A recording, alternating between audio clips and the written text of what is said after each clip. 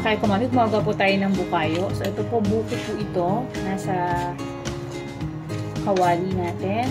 Lalagay lang natin yung buko. Then, maglagay lang tayo ng sugar. Lagyan natin siya ng sugar. 1/4 lang po. So, estimated ko po itong ating bukayo is 1/4 kilo din.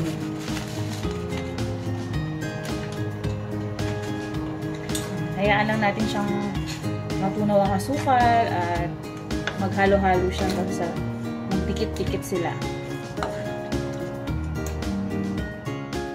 Mga kaikumami, so ito na yung naging texture niya. And manong-mano na siya. Malagkit na malagkit na yung ating bukayo.